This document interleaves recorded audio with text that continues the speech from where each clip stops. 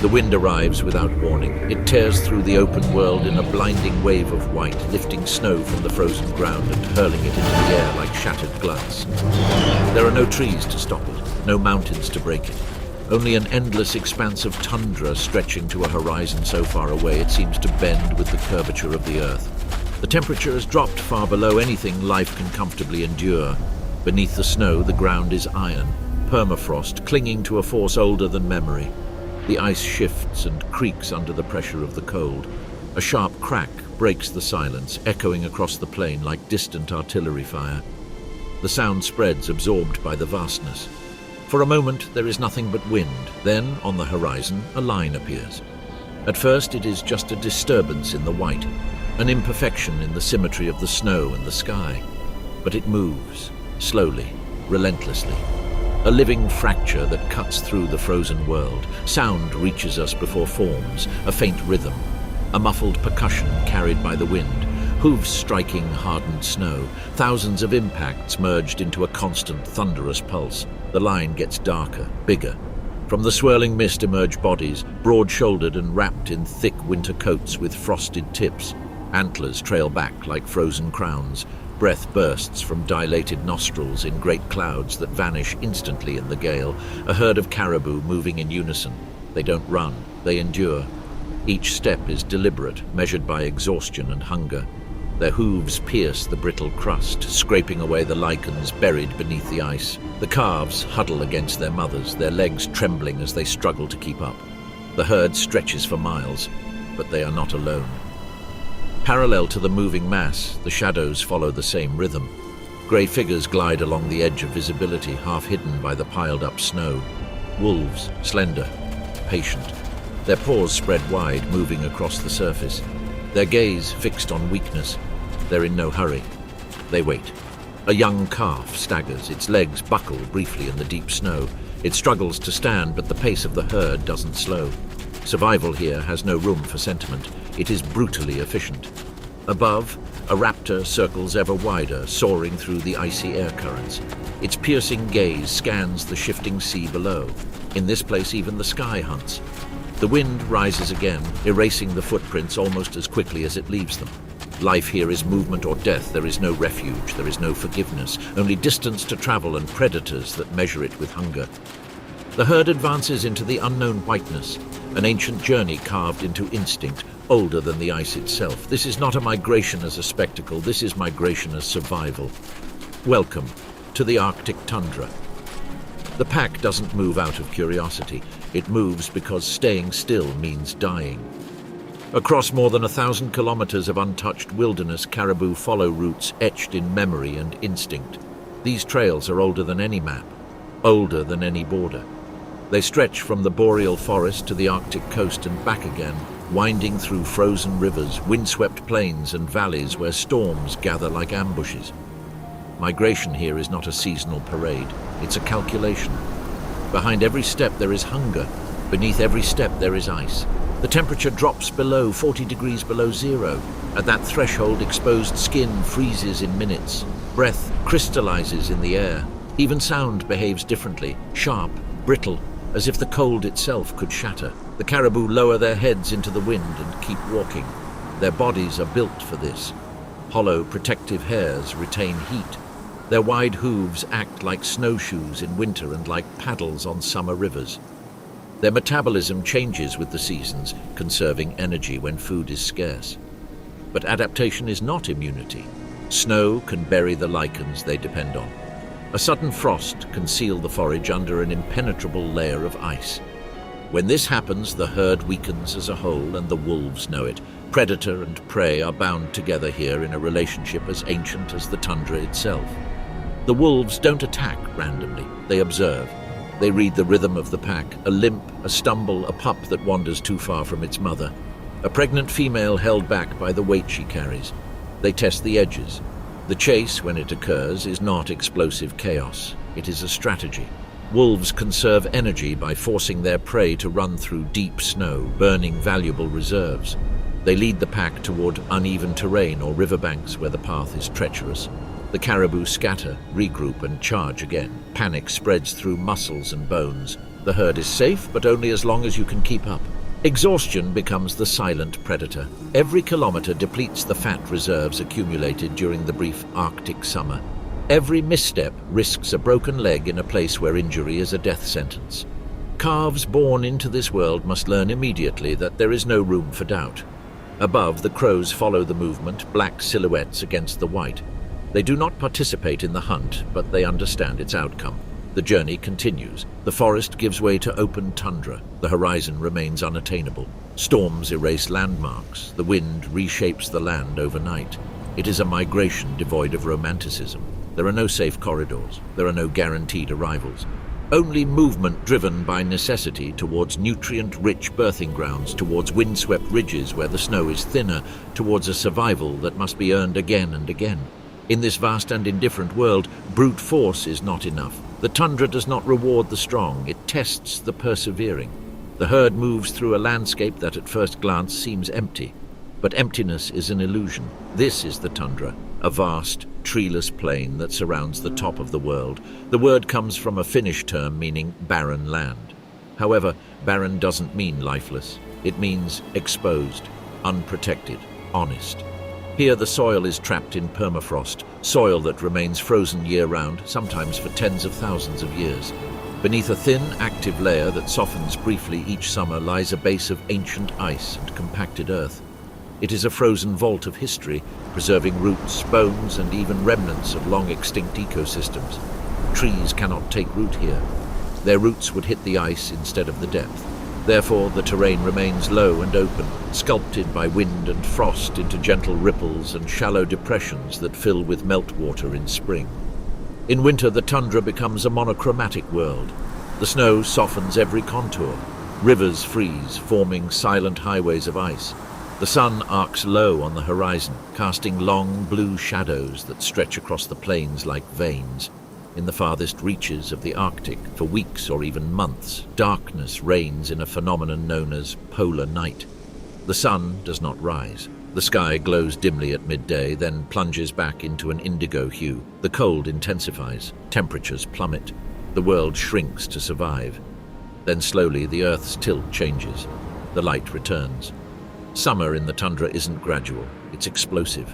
The snow melts away in shimmering sheets. Rivers rumble and flow freely, carving silver ribbons into the melting earth. What seemed dead bursts into color. The camera flies low over carpets of moss and lichen, intricate as coral reefs. These humble organisms cling to the rock and soil, feeding the caribou and anchoring the fragile ecosystem. Tiny Arctic flowers bloom in bursts of purple, yellow, and white, racing against time in a growing season that lasts barely 8 weeks. The sun no longer sets. Under the midnight sun, daylight stretches for 24 hours. Shadows slowly turn. Migratory birds arrive in great flocks, drawn by the sudden abundance of insects and plants. The air vibrates with activity. The tundra, so silent in winter, becomes a chorus. And yet this transformation is temporary. At the end of summer, a subtle change begins. The light softens. The air intensifies. Frost seeps into the ground once more. The earth prepares itself once again for its long descent into the cold. This is not a static desert. It is a place of extremes, defined not by stability but by contrast. Frozen and blooming, silent and bustling, dark and dazzling, migration is not separate from this world, it is made up of it. To understand migration, we must understand the land. Winter does not loosen its grip gently. It fractures. The first signs are subtle, a change in the wind, a slight trickle beneath the snowpack, a softening of the frozen riverbanks. Then, almost overnight, the tundra begins to breathe again. The sun lingers longer above the horizon, casting a pale golden light upon the ice. The surface crust weakens. Beneath it, meltwater accumulates and shifts. And the herd feels it. For months they have endured, conserving energy, scraping through wind-hardened snow in search of buried lichen, bowing their heads to seemingly endless storms. But now something ancient stirs within them. A direction, an attraction. The pack awakens. The ice cracks beneath the first deliberate steps northward. Hooves pierce the thawing crust with a brittle crack, scattering fragments across the surface. The sound ripples as thousands begin to move, not in panic or chaos, but in unison. A living current flowing toward the distant birthing grounds. This is the beginning of the Great Migration. Among them walk the heaviest travelers, the pregnant females. Their bodies carry the next generation, young that grow stronger each day. They must reach the northern tundra before giving birth, where the winds are stronger, but there are fewer predators, and where fresh vegetation will soon sprout from the thawing ground. Every step is measured against time. The camera zooms in. A female caribou pauses briefly, raising her head to the cold air. Vapors billow from her nostrils in steady clouds that swirl and dissolve in the wind. Frost still clings to the thick fur around her neck. The crystals sparkle in the sunlight like scattered shards. Her flanks rise and fall with controlled breathing, conserving strength for the distance ahead. Around them, antlers reflect light, pale and branching silhouettes against the sky. Unlike most deer species, both males and females bear them here, tools for dominating in winter and defending themselves in harsh times. Now they sway rhythmically as the herd moves forward. The river ice weakens beneath their weight. A sudden crack tears across its surface. Water seeps upward in dark streaks. Some hesitate, others attempt the crossing. The animals in front move first, their hooves slipping, struggling, regaining their balance. The rest follow. The impulse is survival. The air remains cold and sharp, but the season is changing. The snowbanks are sinking. Dark patches of earth emerge like scars. Long dormant lichens begin to rehydrate and soften. The earth is preparing to nourish them once more. The herd stretches for miles, an immense ribbon of muscle and instinct forging its way through the melting ice. Unborn calves ride on their mothers' bellies as the journey progresses. The timing must be precise. If it's too early, the land offers nothing. If it's too late, predators will gather. Above them, the sky is vast and ruthlessly clear. This movement is older than memory. It has withstood ice ages and warming cycles, predators and storms. It is not commanded. It is not taught. It is hereditary. And as the Arctic loosens its grip on winter, the Great Migration begins again. By the end of spring, the tundra is no longer shrouded in silence. It moves. The meltwater collects in rivulets. The rivulets merge into torrents. Frozen rivers that once supported entire herds now fracture and swell with glacial runoff. What was solid weeks ago becomes a shifting, icebound force of nature. And yet the pack moves forward. From above, the camera rises toward the Arctic sky. The migration reveals its true scale, a dark, winding artery cutting through a pale, flooded landscape. Thousands of bodies are heading toward a single obstacle, a swollen river, its surface broken by drifting ice flows. There is no bridge, there is no alternative path. The leaders step forward, the hooves enter the current. The impact is immediate. The almost icy water presses hard against muscles and bones. The adults dive deeper, propelled slightly by a hollow coat of fur that traps insulating air. They swim with powerful strokes, their antlers slicing through the foam and their nostrils flared above the surface. Behind them, hesitation spreads through the herd. Then instinct prevails over fear. The calves follow. They are only a few weeks old, their legs still wobbly on land. In the water, the current sweeps them away like debris. Some paddle frantically, their tiny snouts barely touching the surface. Others lose their balance completely, dragged downstream in seconds. The mothers spin, calling, turning against the current, trying to intercept the drifting figures before the river decides their fate. The crossing turns, chaotic fragments of ice crash against the sides. Animals clamber onto unstable platforms that tilt and sink under their weight. A cow stands on the far bank, dripping and shivering, only to plunge back into the water in search of the calf that vanished moments before. From the line of trees, beyond the bend in the river, another pair of eyes watches. The wolves move silently along the banks, their fur mingling with the melting earth and lingering snow. They don't need to hunt here. The river is what wears them down. It separates the strong from the weak. It isolates the unfortunate. A lone calf emerges, trembling and disoriented, scrambling through the mud away from the main crossing. The herd has already regrouped upstream, moving forward steadily. The wolves adjust their route. The tundra offers no respite from pain. From the air, the scale is astonishing. Animals surge into the river, scattering across its width and gathering on the opposite bank like iron filings drawn by an invisible magnet. The current carries ice, debris, and sometimes life. Even so, most of them make it across. They climb the other bank, slippery with mud and meltwater, their sides heaving and their coats darkened and heavy. They shake violently, sending arcs of water into the cold air. Within minutes they are moving again, their urgency restored, because another river awaits us further ahead. In this migration, every crossing is a gamble against exhaustion, against predation, against the indifferent mathematics of the current and the cold, and the journey is far from over. Finally, the earth begins to open up.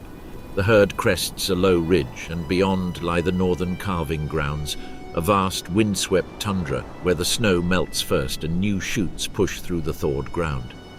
The air is colder here, accentuated by the proximity of the Arctic Ocean. The wind rarely lets up. For predators seeking refuge, it is an unforgiving place. For the caribou, that's precisely the point. The pregnant females slow down. The long march has reduced the herd, but thousands have arrived. Their pace is precise. Within days, sometimes within hours of reaching these exposed plains, the birthing begins. Birth doesn't wait for a ceremony. A cow breaks away from the moving mass, its body tense and its flanks trembling. It collapses awkwardly onto the damp tundra. A thin mist rises from its coat into the cold air. Around it, others continue walking, grazing, watching. There is no secluded sanctuary here, only open countryside and vigilance. The calf enters the world quickly. It lands on moss and earth soaked with meltwater, motionless for a moment, breathless. Then instinct kicks in. The mother immediately turns, licking the birth fluids, stimulating circulation and urging movement. The calf's legs twitch. It raises its head. Within minutes, it struggles to its feet, legs spread wide beneath its slender frame. It must stand. It has to walk. Within an hour, it must keep up with a herd that will not wait. The camera zooms in, the newborn's fur still dark and damp, its tiny hooves pressing uncertainly into the spongy tundra. Its breath condenses into quick bursts. The mother urges it forward, her low cries vibrating in her throat. But the birthing areas are not empty. With summer comes the heat, and with the heat, the insects. Mosquitoes hatch in explosive numbers from the shallow puddles left by melting snow. They rise in dense, buzzing swarms, drawn by the heat and carbon dioxide. Newborn calves, with their sensitive skin and inexperience, become immediate targets. Their ears twitch violently, their mothers shake their heads agitatedly, trying to escape the relentless swarm. And beyond, along the broken ridges and low mounds, the movement. An Arctic fox watches from a distance, its fur still mottled with winter white and summer brown. It doesn't confront the healthy adults. It waits for the separation. A pup born too far from the pack, a mother weakened by the journey, a moment of confusion. The fox moves close to the ground, testing the limits. Mortality here is not rare, it's expected. Predators, exposure, river crossings, and malnutrition have already taken their toll. Of the thousands born on these plains, many will not survive their first winter. Even so, the strategy endures. By synchronizing births within a limited time frame, the pack overwhelms predators with its sheer numbers. There are simply too many pups for foxes and wolves to kill them all. Survival in this case is a matter of statistics. Across the tundra, newborns rise in unsteady waves. The air vibrates with insects. The ground throbs with life, fragile and fierce at once. The next generation has already arrived and is walking towards a world that offers no softness. But the tundra is not ruled by hooves alone. They've been observing for days. While the pack floods the birthing grounds with noise and movement, the wolves remain on the sidelines, grey silhouettes that dissolve into rocks and shadows. They don't waste energy on reckless charges. In a land where calories are precious, every move is deliberate. A leader wolf lowers his head to the ground. The thaw has softened the surface enough to retain the scent. Invisible chemical signatures linger in the moss and damp earth, a map written in musk and adrenaline. The wolf inhales deeply, sorting the information with astonishing precision. Age, health, direction. Fear leaves its own trail. The herd begins to move. They move in a scattered formation, not grouped together but strategically spaced, each exploring a different section of the plain. Their legs spread out across the spongy tundra, absorbing sound. Even on exposed terrain, they advance almost silently. There is no barking, no growling. Communication flows through posture and gaze. A tail twitch, a slight head tilt. Ears pricked forward indicate alertness. Flattened ears curb impulsiveness. These signals are subtle, but within the pack they are unmistakable. Here, coordination isn't shouted, it's understood. Later, the herd moves on. A group of pups wanders slightly away from the main pack. The mothers are distracted, grazing in a rare patch of fresh vegetation. The wolves notice the break instantly. They don't rush in. Instead, two wolves split off at an angle, circling upwind to avoid detection. Another stays behind, keeping the pressure at a distance. The air eventually carries its scent. Heads rise, nostrils flare. The herd compresses, retracting like a taut muscle. Calves push toward the center. Hooves kick. A low murmur runs through the mass. The wolves test the perimeter. One lunges forward suddenly, then veers off, gauging reaction time. The pack charges as one, a wave of antlers and resonating hooves. The wolves back far enough to avoid being trampled, but not far enough to disengage. This is the opening move. The chase doesn't begin with an explosion, but with tension. Across the plain, predators and prey accelerate. The wolves scatter, seeking to break up the pack rather than confront it head-on. They head for uneven terrain where the path is unsteady, for shallow depressions that conceal mud beneath the grass. A calf stumbles, the package adjusts instantly. What appears chaotic from afar is in reality calculated. The wolves don't compete during the hunt, each has a role. One presses from behind, another cuts off the escape, a third anticipates the turn. The plain becomes a theater of speed and strategy, the wind flattening the fur, the breath flowing in white ribbons, the hooves hammering the newly thawed earth. In this scenario, resistance becomes a weapon, and the wolves have learned to handle it with precision. The pursuit does not end in an outbreak of violence. It ends in fatigue. The chosen calf, separated by meters that seem like miles, runs beyond its limit. Its stride shortens, it lowers its head. The wolves don't run at full speed. They pace it. They let the tundra help them. Uneven terrain, patches of persistent snow, soft mud that steals their momentum. Exhaustion is the silent architect of slaughter. A wolf lunges forward, biting at its hind legs, forcing it to stumble. Another leaps to the side, cutting off any desperate attempt to return to the herd. The calf bellows, a faint, strained sound swallowed by the wind. The herd slows its pace in the distance, but doesn't turn back. Instinct drives them onward. Survival is collective, but not absolute. The final moments are quick, a leap, a firm grip on the throat. Others join in, their weight and jaws crushing the resistance. The struggle lasts seconds. Breathing becomes silent, then stillness. Steam rises from their bodies in the cold air. The wolves retreat briefly, chests heaving and tongues lolling. Their eyes remain alert, scanning the horizon even in victory. In this land, possession is temporary. The alpha feeds first, tearing through the thick hide, thickened by winter vegetation. Heat spills into the frigid air. The rest of the pack waits only a moment before joining in, muscles and bones yielding to the exerted pressure. But they won't be alone for long. From above, black shapes begin to descend, crows. They've followed the chase from the start, riding the thermals and watching from a safe distance. Now they land right behind the jaws, leaping sideways with calculated audacity. One tugs at an exposed tendon, another shrieks loudly, summoning more. Their intelligence is legendary. Crows remember hunting grounds, recognize wolves individually, and may even be seen following predators closely to take advantage of the remains of a kill. Whether by design or instinct, they are partners in the process. The tundra responds quickly to opportunities. An Arctic fox appears at the edge of visibility, its muzzle twitching and its eyes gleaming with cautious ambition. It keeps its distance, waiting for the wolves to finish their meal. Farther on, a glaucous gull flies overhead, its faint cry against the wind. Nothing goes to waste here.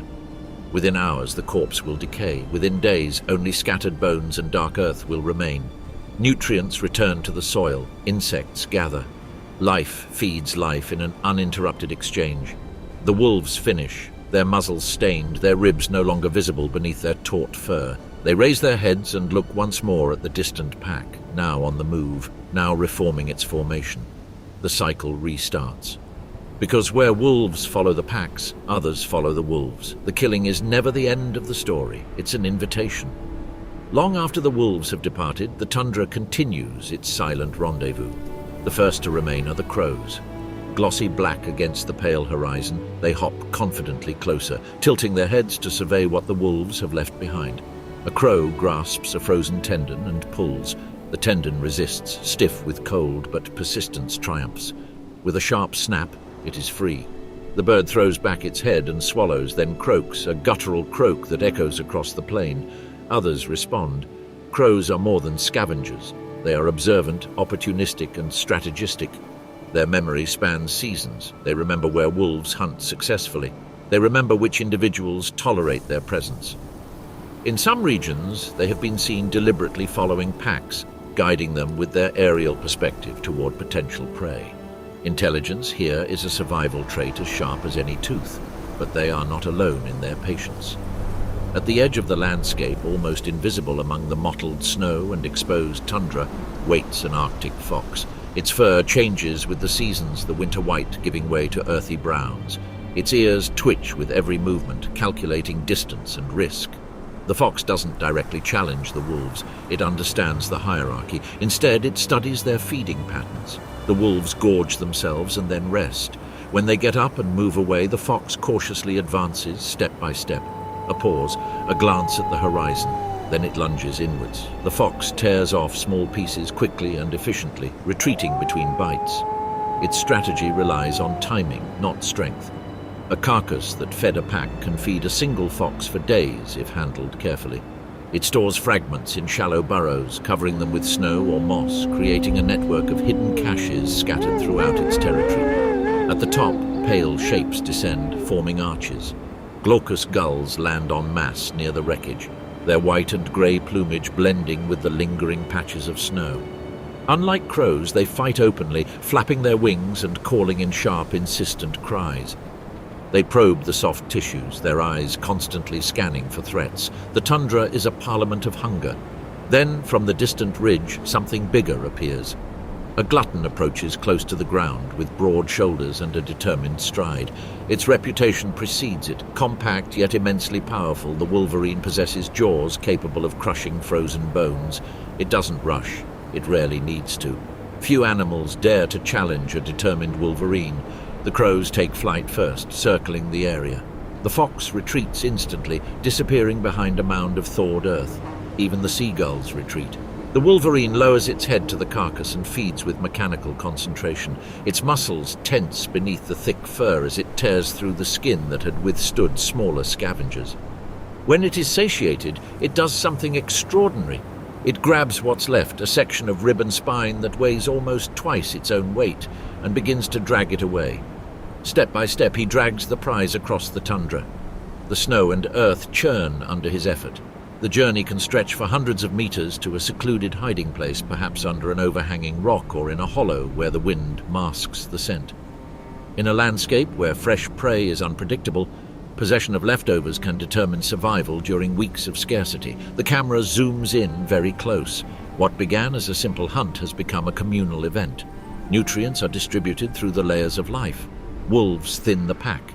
Crows announce the opportunity. Foxes seize the opportune moment. Gulls compete for scraps. Wolverines secure the reserves. This is not chaos. It's structure. The Arctic tundra operates with precise balances. Energy flows from plant to herbivore, from herbivore to predator, from predator to scavenger, and finally back to the soil. Even the smallest remaining fragment will harbor insects, bacteria, and fungi, each playing its part in a system that wastes nothing. And while this drama unfolds on the ground, another migration is looming, because in the Arctic, movement is not limited to hooves and legs. But migration is not limited to land. The sky changes before the earth. At first it's a distant murmur, a tremor superimposed on the wind. Then the sound intensifies and acquires a rhythm, thousands of wings slicing through the cold Arctic air. High above the tundra, white shapes appear against the blue. Snow geese. They arrive in a V formation, each bird following the one in front, reducing air resistance and conserving energy for a journey that began thousands of kilometers to the south. From wintering grounds along temperate coasts and agricultural plains, they have flown north in disciplined waves, guided by magnetic fields, solar angles, and inherited memory. The camera tracks upward as a formation passes directly overhead. Black-tipped wings flash in synchronized beats. Their calls cascade down, sharp, nasal squawks filling the sky with urgency. Then the formations begin to break down. Below lies a transformed landscape. Where weeks ago a frigid silence reigned, now meltwater collects on the tundra, forming shallow wetlands. The permafrost prevents drainage, turning the depressions into temporary lakes. Grasses and rushes burst into a sudden, concentrated bloom. Insects rise in shimmering clouds. The geese descend towards this explosion of life. From above, the landing resembles controlled chaos. The birds twist, spread their wings, lower their legs, and land in undulating waves on open water and saturated soil. Within minutes, the wetlands vibrate with movement. Thousands crowd shoulder to shoulder, feeding rapidly, plucking new shoots with relentless precision. Time here is short. The Arctic summer offers a narrow window, a brief abundance between long months of scarcity. Snow geese must breed, hatch, and raise their young before the cold returns. Couples form quickly. On gently sloping ridges near wetlands, the females excavate shallow nests in the ground, lining them with down plucked from their own breasts. The males stand guard nearby, necks outstretched, emitting warning calls at any intrusion. The density is astonishing. Nests dot the landscape in every direction, a sprawling colony visible from the air like scattered constellations against the brown earth. Conflicts are constantly erupting. One goose gets too close to another's nest. Wings flap, beaks click, feathers fly in brief, explosive clashes. The air vibrates with overlapping calls, territorial disputes, mating signals, and alarm cries. And yet, amidst the noise, there is a pattern that persists. By nesting in immense colonies, snow geese reduce individual risk. Predators may capture eggs or goslings, but they cannot overwhelm thousands at once. Safety, as with caribou, is statistical. The wetlands teem with life, with the flapping of wings, the splashing of water, the grass bending under the constant pressure of grazing. Above, the stragglers circle, searching for any free space. In a matter of days, what was once an empty tundra becomes one of the most densely populated bird breeding grounds on Earth. Migration has not ended, it has multiplied. Abundance is a sign. Where thousands of snow geese gather, where wetlands vibrate with chicks and exposed nests, the sky does not remain neutral for long. High above the colony, almost invisible among the clouds, a shape stands firm in the wind, the gerfalcon. The largest falcon, adapted to the Arctic extremes, perches briefly on a rocky outcrop before taking flight again. It flaps its wings twice and then freezes. The bird ascends effortlessly, riding invisible currents until the colony is reduced to a pale mosaic of movement. Then it folds its wings. The fall is sudden and absolute. Gravity becomes a weapon. The falcon falls like a thrown blade, accelerating with lethal precision. Snow geese below erupt in panic, beating their wings frantically, and the water explodes into spray as they try to take off. But the falcon has already chosen its target. At the last instant, the wings unfold, the talons extend, impact. A burst of feathers scatters across the tundra. The gerfalcon carries its prey away from the chaos. On slightly higher ground beyond the wetlands, another predator waits with a very different kind of patience. A snowy owl hovers motionless, its white plumage broken only by faint dark bars. Against the persistent snowfields, it is almost invisible. Unlike the hawk, it does not depend on the speed of the sky. It listens. Beneath the thin surface of the tundra, tunnels open up through the moss and thawed soil. Lemmings move through them, gnawing on roots and multiplying with explosive potential during favorable summers. Their population rises and falls in dramatic cycles, and when it grows, it transforms the entire Arctic food web. The owl tilts its head. Its facial disc channels sound to asymmetrical ears, allowing it to detect movement under vegetation and even in the surface snow. A faint whisper, a vibration too subtle for human perception. The blow is instantaneous. With wings outstretched, the owl swoops down, talons digging through the grass and soil. It rises again, a small, writhing figure, tightly huddled together. The lemming's brief life becomes fuel for the owl's eggs in a nearby shallow nest. When lemmings are plentiful, snowy owls thrive. When they plummet, the owls may abandon breeding altogether or travel great distances in search of food. The predators of the tundra are tied to these invisible pulses. Closer to the goose colony, the air fills with sharp, cutting cries. Hunters, elegant and aggressive, they patrol the edges of nesting areas with relentless determination. Unlike the surgical dive of the hawk or the silent swoop of the owl, skuas specialize in opportunism and theft. They fly low over nests, startling the adult geese. In the split second of confusion, a skua swoops down, snatching an exposed egg with its beak before darting away. The colony erupts in indignation, flapping its wings and emitting screams that pierce the air, but the theft has already been carried out. Some hunters go even further. They harass other seabirds in mid-flight, chasing them until exhaustion forces the victim to release its prey. Piracy is one strategy in this case. From above, the tundra reveals layers of tension. Hawks attack the strong in flight. Owls catch the hidden pulse of rodents. Hunters exploit distraction and density. Each occupies a different vertical portion of the same ecosystem: land, air, and the fragile space in between. The sky, like the earth, is structured by hunger. And yet even these dramas unfold against a deeper backdrop. Beneath the moss and meltwater, beneath the tunnels and permafrost, the movement continues, subtle, synchronized, and largely invisible. Because beneath the surface, another migration is taking place. Beneath the hooves of the caribou and the shadow of the wings of game animals, the tundra is crisscrossed with hidden roads. They are no wider than a finger. In winter, when snow blankets the earth in meters of white, a secret world forms beneath its surface. The layer of snow acts as insulation, trapping the heat that rises from the ground. Underground temperatures remain much less extreme than those above. Within this narrow strip between the soil and the snow, tunnels appear, winding passageways carved into the moss and frozen stems. This is the kingdom of the lemmings. Small, round-bodied, and barely larger than the palm of a hand, lemmings are easy to overlook. But in the Arctic, they are a key player. Their influence ripples outward in cycles that shape the fate of predators across entire regions. The camera plunges into the snow. Beneath the bark, a lemming darts through its tunnel, its whiskers brushing against the icy walls. It pauses to gnaw on a root, working methodically with its incisors. Even in the darkness, its world is structured: feeding roots, grassy nesting chambers, narrow escape passages branching off in every direction. And then, without warning, the numbers increase.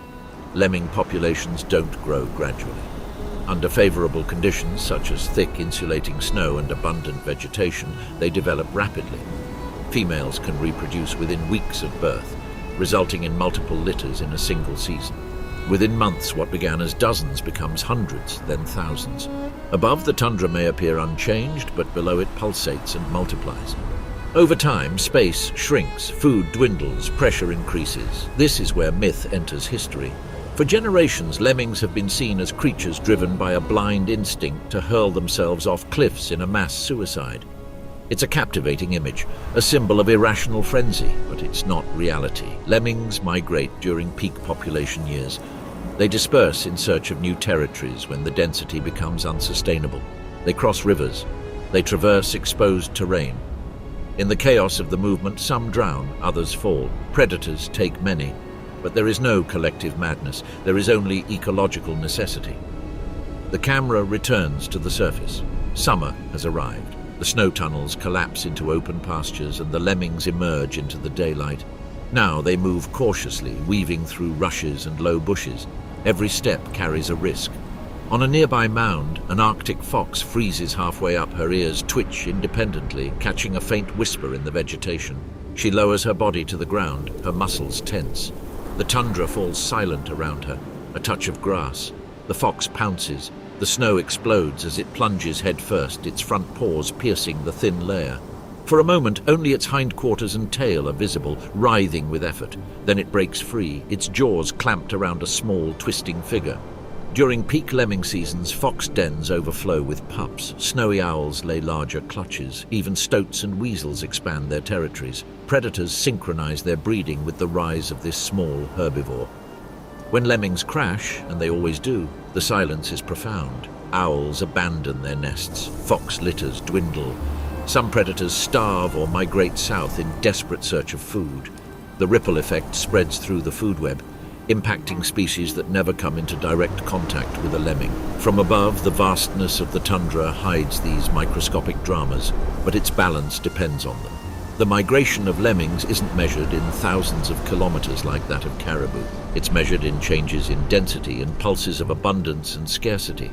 It's both vertical and horizontal, from underground tunnels to the open sky, from moss roots to claws and teeth. They move silently, often unseen. However, when they emerge, life in the Arctic emerges with them. Because when lemmings thrive, the tundra breathes. Long before caribou began to carve their way across the tundra, before wolves perfected their pursuit on open plains, another survivor was already here. The muskox, a relic from the Ice Age. Its lineage traces back to a world ruled by mammoths and saber-toothed cats. Its silhouette is unmistakable. low and powerful, with a broad head crowned by prominent horns that curve downwards and then upwards like frozen crescent moons. At first glance, it seems almost prehistoric, as if time had forgotten to update it. But nothing about the muskox is obsolete. The camera zooms in. Its fur hangs in dense curtains that almost touch the ground. Beneath the long, thick outer coat lies one of the most extraordinary insulators in the animal kingdom, the kiviut. This fine inner wool is 8 times warmer than sheep's wool and softer than cashmere. It traps heat so effectively that even at temperatures below -50 degrees Celsius, the muskox can remain stable, conserving energy where others would freeze. They do not migrate great distances like caribou. They endure. Small herds move slowly across the tundra, grazing on rushes, grasses, and willow shoots that tenaciously push through the permafrost. Their pace is leisurely and economical. Every calorie counts in a land where abundance is seasonal and fleeting. Among them move the young, smaller replicas with dark fur and curious eyes. They stay close to the adults, learning the rhythms of grazing, the direction of the wind, and the signs of danger, because danger is coming. A pack of wolves appears on a distant ridge, their silhouettes etched against the horizon. They have followed caribou, hunted prey, tested the weak. Now they turn their attention to something bigger. The wolves descend. Unlike caribou, muskoxen do not scatter at the first sign of threat. They do not rely on speed. Instead, they gather together. The adults close ranks, moving inwards, forming a tight defensive circle. Horns point outwards, shoulders tighten. Calves are drawn to the center, protected by walls of muscle and bone. The formation is ancient.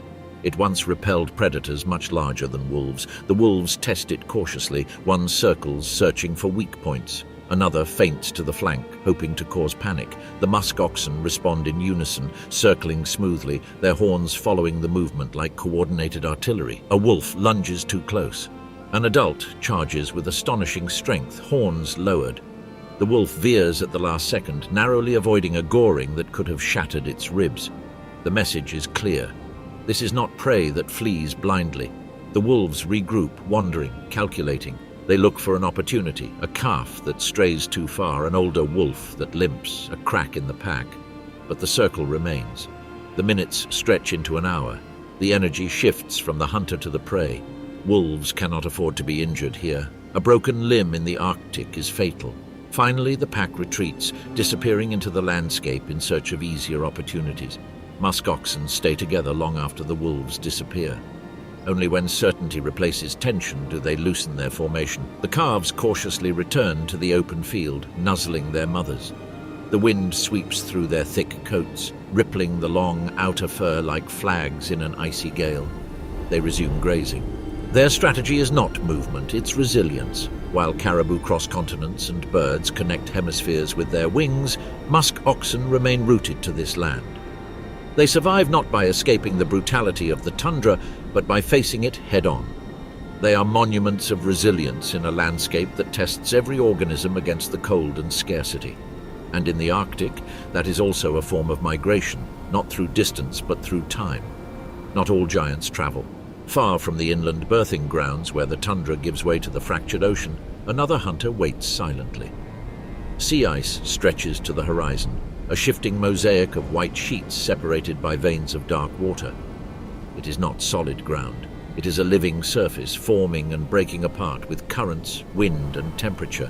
Here, survival depends on precision. A polar bear is alone. Its body is enormous, yet it moves silently. Each step is taken carefully on ice that can be meters thick, or as thin as paper.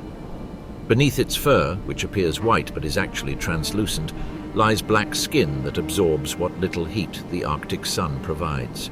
A thick layer of blubber insulates its core. Every adaptation points to the same purpose: hunting seals. The bear lowers its head. Further out, barely visible through the wind-blown snow, is a small circular opening in the ice, a blowhole. Ringed seals maintain these openings throughout the winter and spring, surfacing at intervals to breathe before plunging back into the dark ocean. The bear waits beside it. Stillness becomes a strategy. Minutes pass, then an hour. Frost gathers on the bear's whiskers. His breath rises in wispy clouds and then vanishes in the biting wind. He doesn't shift his weight. He doesn't blink more than necessary. A single false step could alert the seal below. Under the ice, movement. The seal rises, propelled by the powerful movements of its hind flippers. It approaches the hole cautiously. It has used this opening before. It trusts it. The surface ice trembles. A faint crack spreads like a spiderweb. The bear's muscles tense almost imperceptibly. This is the moment when patience transforms into strength. The seal's nose breaks the surface. In a burst of movement, the bear attacks. A front paw the size of a dinner plate slams down with crushing speed. Claws dig into the slippery skin. The ice fractures violently under the combined impact. Water rises in fragments and mist. For a moment, predator and prey are trapped on the edge of two worlds, sea and sky. Then the bear pulls back with astonishing force, dragging the seal onto the ice before it can retreat. The struggle is brief. The Arctic offers little room for prolonged combat. The silence returns almost immediately. The ice settles, creaking softly as the pressure redistributes. The bear feeds efficiently, devouring the fat first, the energy reserve that allows it to survive for months. In this environment, fat is life. Around them, the sea ice shifts and murmurs. It is not a permanent surface. It forms in winter, breaks up in spring, and recedes in summer. Each year, the hunting area shrinks or expands, depending on the temperature and the wind. The bear raises its head and explores the vast frozen expanse. Here, hunting is not about a chase across open plains. It's just a matter of time. It's ice, and the ice is changing. Summer does not arrive silently in the Arctic. It explodes. Within days of the thaw, the tundra transforms from dull browns and whites into a vibrant mosaic of green, gold, and violet. Meltwater spreads across the permafrost, collecting in shallow basins that reflect a sun that no longer sets. The air softens, the wind carries moisture instead of ice, and life rises upwards. From beneath the thawing surface, stems push through the moss like urgent declarations. Arctic poppies tilt their yellow faces toward the low, circling sun. Purple saxifrage blooms in dense cushions close to the ground, minimizing heat loss. Cottony grass unfurls white tufts that ripple in the breeze like inverted drifting snow. The growing season here lasts only between 8 and 10 weeks. Each plant is racing against time. The camera lingers on a bud trembling in the wind. It opens in slow motion, its petals unfurling into the light that will shine 24 hours a day. The pollen matures quickly. There's no need to wait. Then the air begins to hum. At first it's a faint vibration.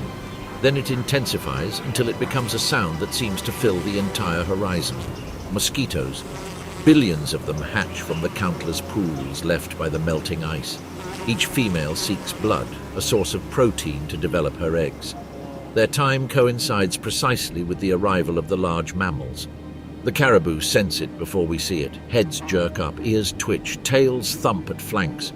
Within seconds, dark clouds of insects gather around their eyes, nostrils, and the thin skin of their bellies. The air above the herd transforms into a living mist. A caribou shakes its head violently, its antlers tearing through the crowd. It snorts, its hooves pounding the damp earth.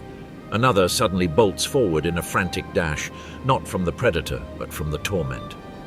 Soon the whole pack is on the move. They huddle together or seek out wind-exposed ridges where the breeze offers some relief. Some wade into cold rivers, standing in up to their bellies to escape the attack.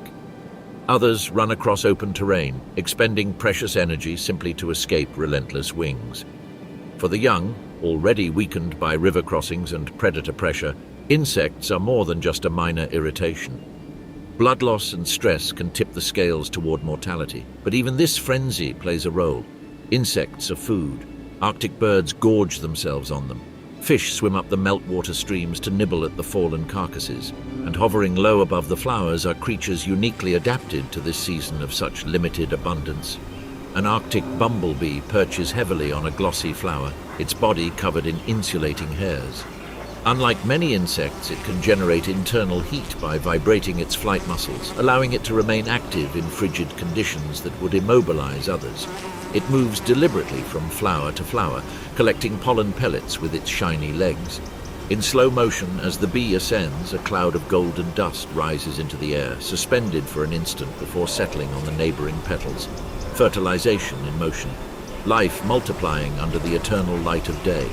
The tundra pulsates with productivity. Lemmings feed on fresh shoots. Geese graze tirelessly to feed their growing goslings. Caribou replenish the fat reserves lost during migration and calving. Predators find abundant and accessible prey. From the air, the once whitewashed landscape now appears textured and alive, with shimmering wetlands, flowers dotting the ridges, and flocks blazing dark trails through emerald zones. But this explosion is temporary. The sun may turn without setting, but its arc subtly shortens each day. Shadows lengthen imperceptibly.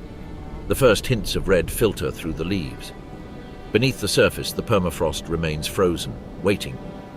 The Arctic does not grant permanence to abundance. It gives intensity, and while insects swarm and flowers open in radiant defiance of the cold, the clock is already counting down. Because summer is short, autumn does not arrive with ceremony in the Arctic. It leaks. The sun, once tireless, begins to dip below the horizon. Its path flattens. The light shifts from a white brilliance to a burnished gold, casting shadows like long, trembling fingers across the tundra.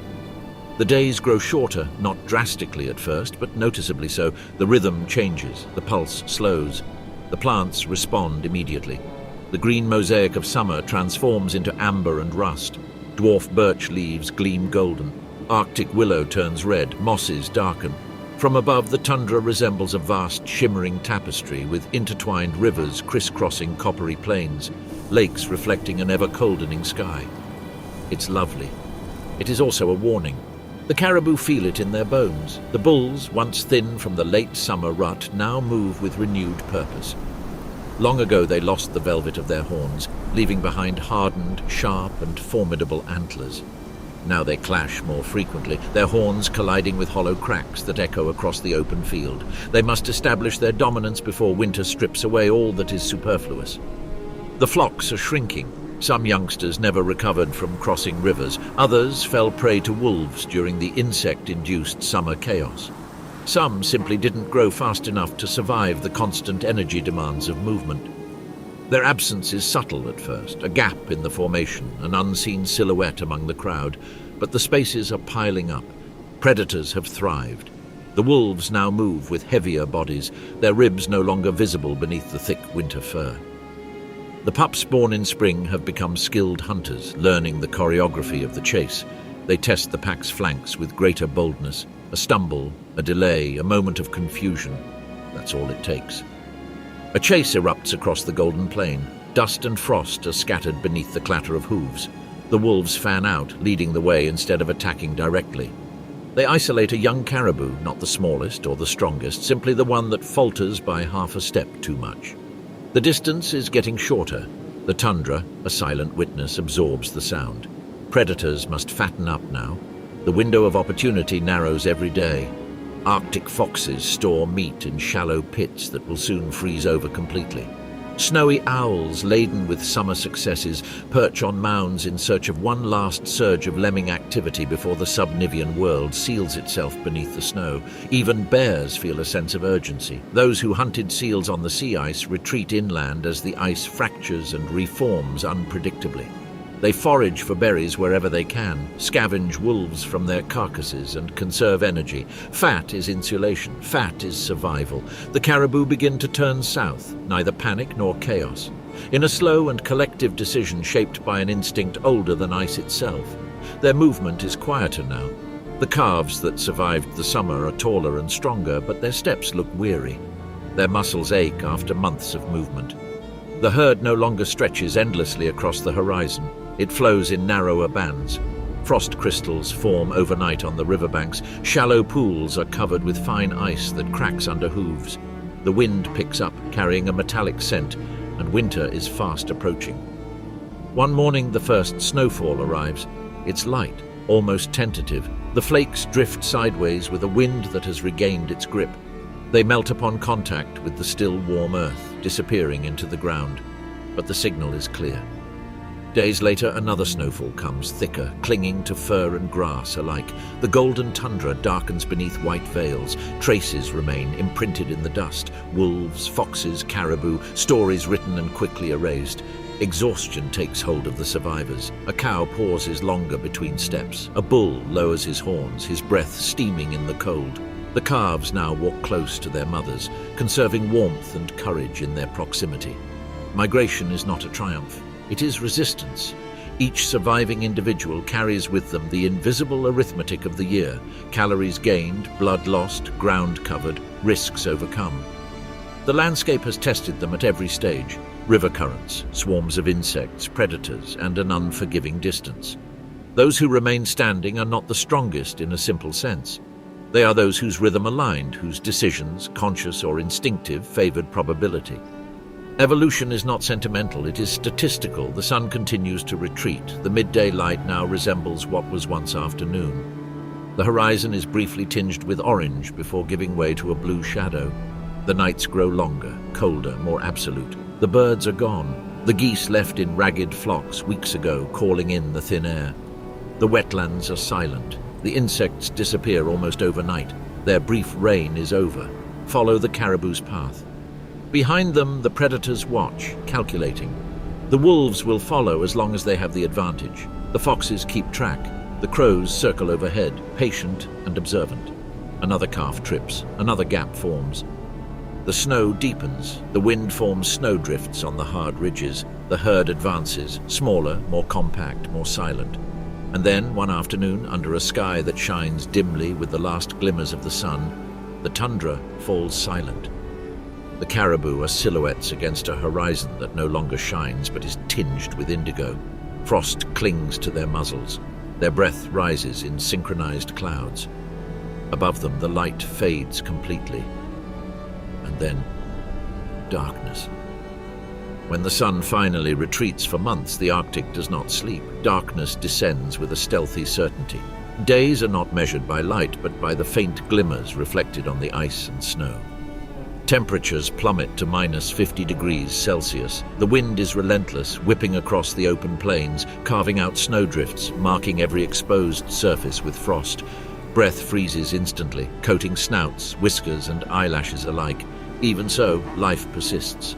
The snow itself becomes a canvas. Some nights, the aurora borealis ignites overhead, bands of green, purple, and crimson dancing across an inky black sky. The colors shimmer and fold, painting the frozen world with a surreal glow. Shadows stretch unimaginably long. Wolves move among the snowdrifts like silhouettes, their fur blending with the snow and the auroral light, the only movement in a landscape that would otherwise be steeped in stillness.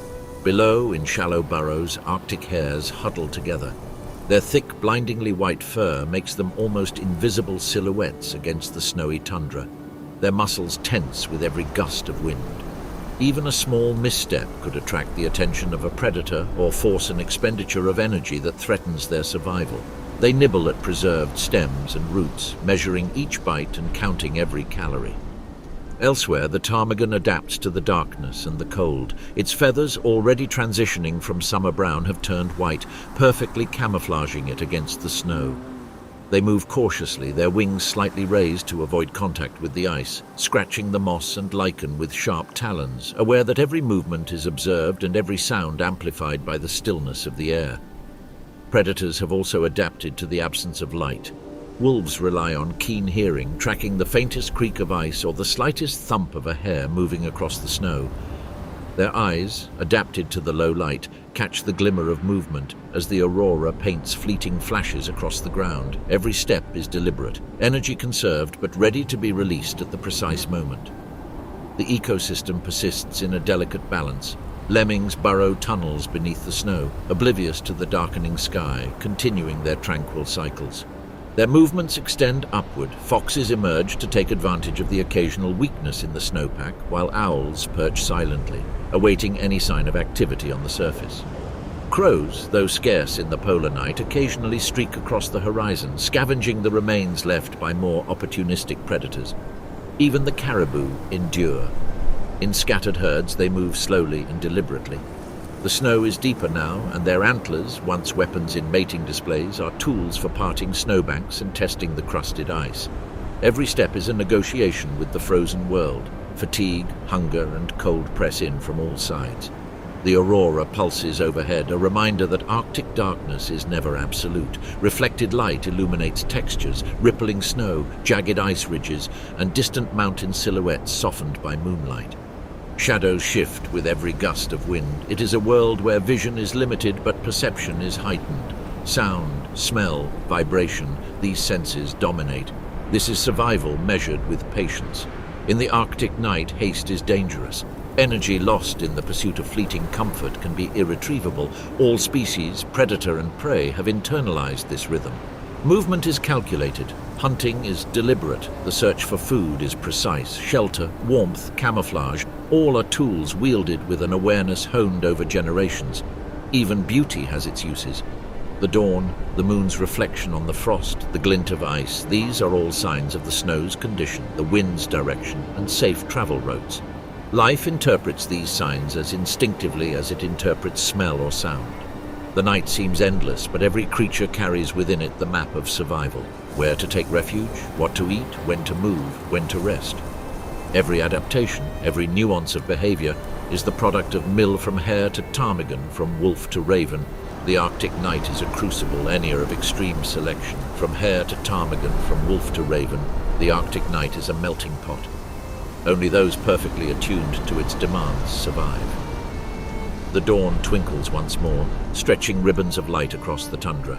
A lone wolf raises its muzzle, sniffing the cold, listening for movements below. Its eyes gleam dimly, reflecting streaks of green and violet. A hare freezes, white against white. The tundra exhales a wind that whistles through the ice and rock. In this icy, ever-changing darkness, existence is distilled down to its essence. Energy, adaptation, and tireless persistence. Only those who adapt survive. Beneath the surface of the ice and snow lies a story older than the migration of the caribou, older than the hunt of the wolves, older even than the aurora that ripples across the sky. The Arctic tundra is made up of permafrost, a layer of soil, rock, and organic matter frozen for thousands of years.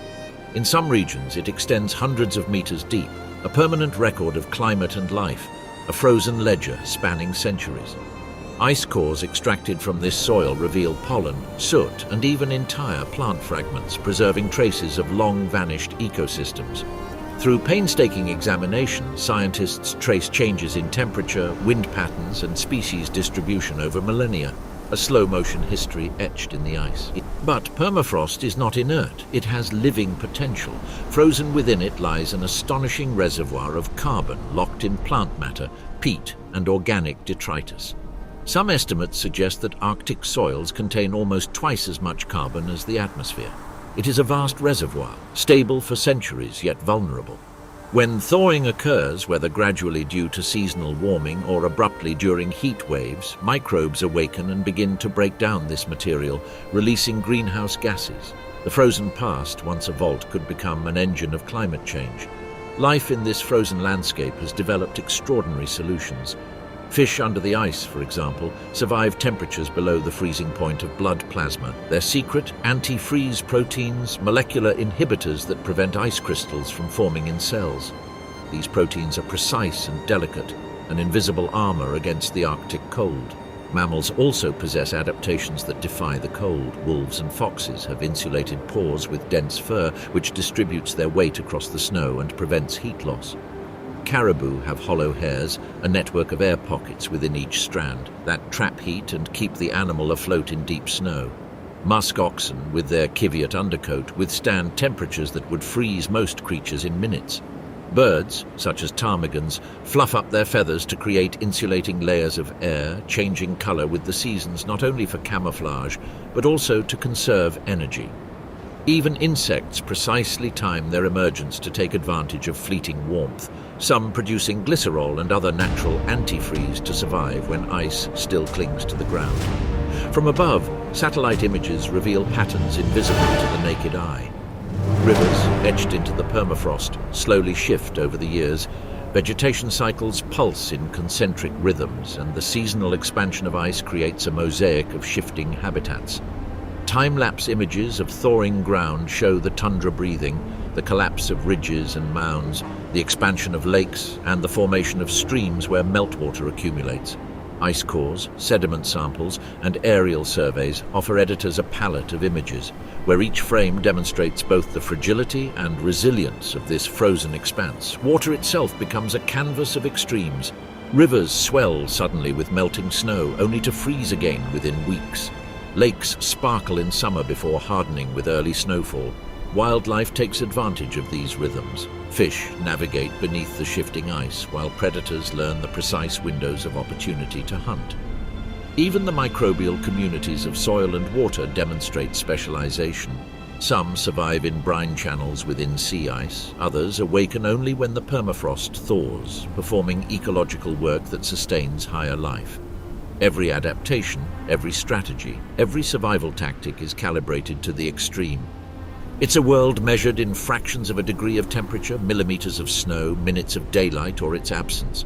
For those who thrive here, perfection is a prerequisite, not a luxury. Sea ice, crucial for polar bears and seals, is receding, forcing predators to adjust their hunting strategies and increasing competition for increasingly scarce resources. Inland, breeding grounds that were once predictable and safe are now transforming due to altered melt patterns and changing vegetation. What was once a narrow corridor of survival, thousands of kilometers mapped by instinct and memory, is becoming a labyrinth of uncertainty. The effects ripple across the tundra. The once perfectly balanced predator-prey equilibrium is now teetering under new pressures. Wolves may encounter higher concentrations of caribou in certain regions, increasing predation, while foxes and birds must adapt to altered lemming populations. Young that survived river crossings and summer floods now face a different challenge, surviving in a landscape that has changed faster than evolutionary cycles can adapt. Even the slightest miscalculation, a swollen river, an exposed nest, or a late arriving herd, can tip the scales. However, amid these threats, there is hope. Conservation science provides previously unimaginable tools. Satellite tracking allows pastoralists and researchers to monitor migration patterns, identifying changes in real time. Protected corridors reduce human interference on key routes. Restoration projects stabilize permafrost and reintroduce vegetation to degraded breeding areas. Collaborative initiatives between indigenous communities and scientists combine traditional ecological knowledge with modern technology, ensuring a better understanding and support of migration patterns, predator behavior, and reproductive cycles. Observation alone is not enough. Intervention, guided by respect for the natural rhythms of the tundra, becomes crucial. Predator populations can be monitored, hunting pressure regulated, and human infrastructure planned with minimal disturbance. Even small initiatives, such as wetland preservation, snow depth monitoring, and controlling industrial impact, generate cascading benefits throughout the ecosystem. The tundra remains a world of extremes. The ice will crack, rivers will rise, storms will rage. Animals will continue to migrate, hunt, reproduce, and die according to patterns dictated by instinct and survival. But these cycles now coexist with human consciousness and influence, capable of disrupting or supporting them. For those who persevere, adaptation is everything. For humans, understanding is survival. For caribou, wolves, geese, lemmings, and musk oxen, every step, every breath, every calculated move continues the Arctic story, a story written in frost, wind, and strength. The future of migration is neither guaranteed nor hopeless. It is conditional, teetering on the razor's edge of resilience and respect.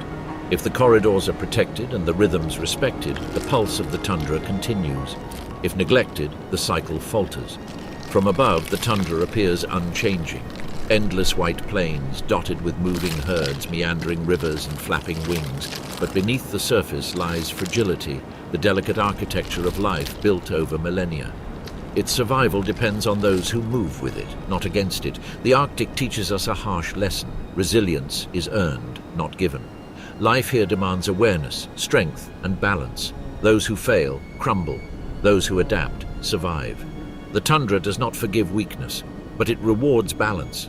The Arctic is a landscape of extremes, both in terms of climate and vulnerability.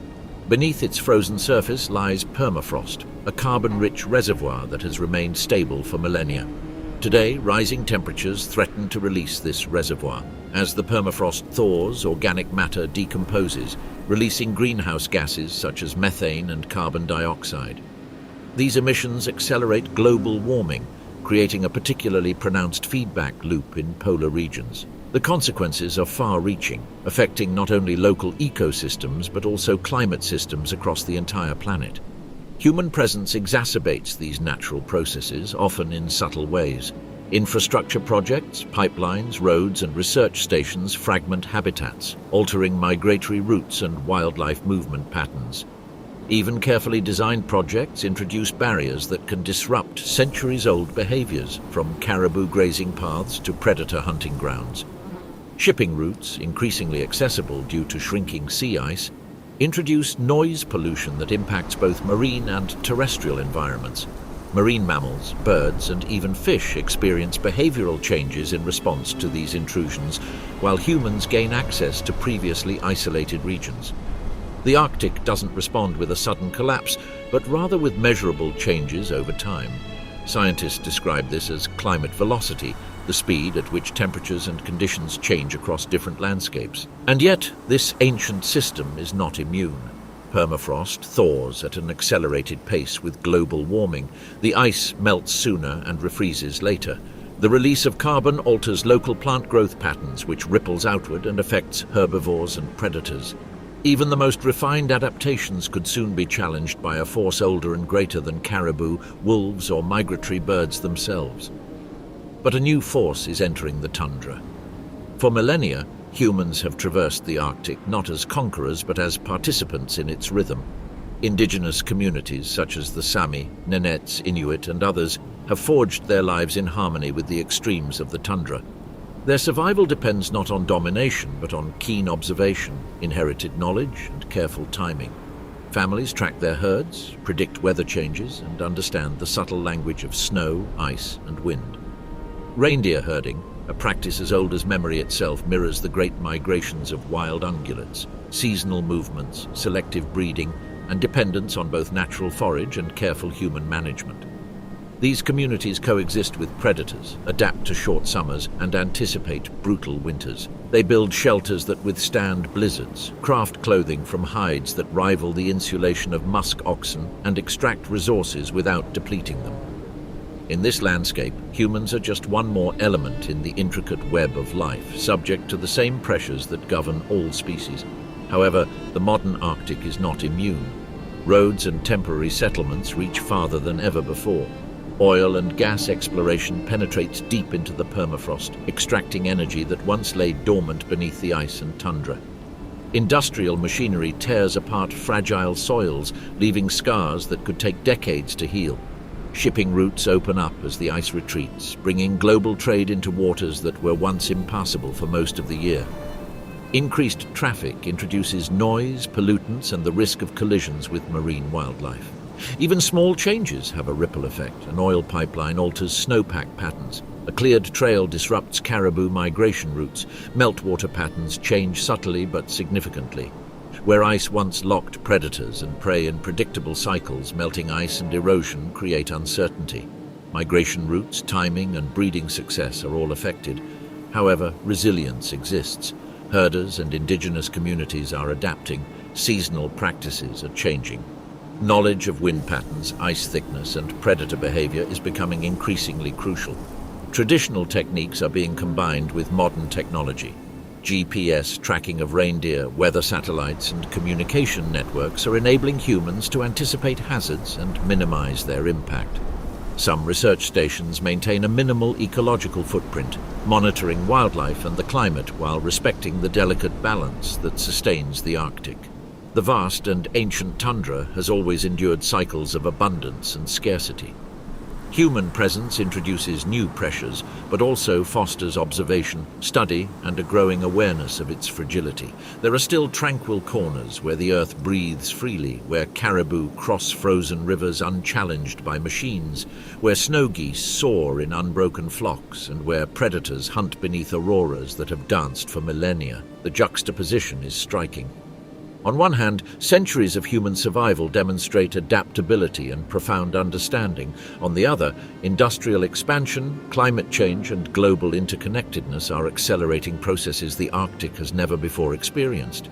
Even the permafrost, the frozen vault of carbon and history, is responding to human-induced warming, releasing greenhouse gases that reverberate far beyond the region. The tundra remains spectacular, unforgiving, and mysterious. It is home to apex predators, migratory giants, and humans alike. Its cycles continue, but the predictability that once defined life here is changing.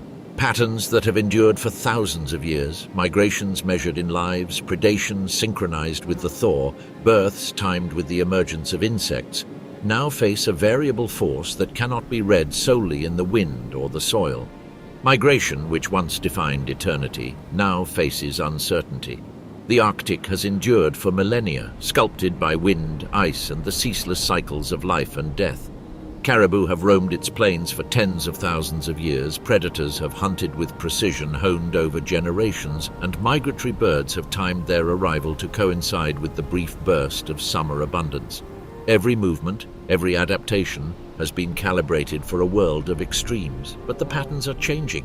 Ice is forming later in the season, melting earlier, and not reaching the thickness it once did. In the Arctic, this speed is greater than almost anywhere else on Earth, reducing the time available for adaptation. Species must shift, adapt, or risk decline. Even minor changes in snow cover, ice thickness, or vegetation can impact the food web, affecting predator-prey dynamics and reproductive success. However, the Arctic's response is precise, not arbitrary. It communicates through permafrost thaw, ice retreat, altered migration patterns, and changes in wildlife distribution. It provides information about resilience, thresholds, and vulnerability. Observation, careful management, and respect for these dynamics offer the clearest path forward. The Arctic doesn't collapse with noise. She loses weight, it heats up, it transforms, and in its silence it tells us exactly what is happening.